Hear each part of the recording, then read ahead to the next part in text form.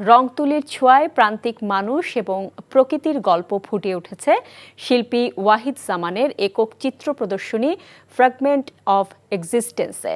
রাজধানীর উত্তরায় প্যালেট গ্যালারিতে আয়োজিত হয় এই একক চিত্র প্রদর্শনীর সমাপনী অনুষ্ঠান। জল রং, অ্যাক্রিলিক মাধ্যমে আঁকা চিত্রগুলোতে ফুটে উঠেছে গ্রামের প্রান্তিক মানুষের জীবনযাপন, সবুজ প্রকৃতি, মাটির টান ও দৈনন্দিন জীবনের রঙিন গল্প। শিল্পী জানান, প্রকৃতি ও প্রান্তিক জীবনের প্রতি মুগ্ধতাই অনুপ্রাণিত করেছে এসব চিত্রকর্মে। এছাড়াও আধুনিক জীবনের বিচিত্র অনুভূতি নিয়ে অ্যাবস্ট্রাক্ট চিত্রকর্ম স্থান পেয়েছে প্রদর্শনীতে। মোট 143টি চিত্রকর্ম ছিল আয়োজনে। গত 27 সেপ্টেম্বর শুরু হওয়া এই প্রদর্শনী চলে প্রায় 1 মাস 3 দিন। বান্ডেল থাকলে প্রতি সেনমানিতে টাকা বাঁচবে। বিকাশ সেনমানি বান্ডেল কিনে জিতুন প্রতি লেনদেনে।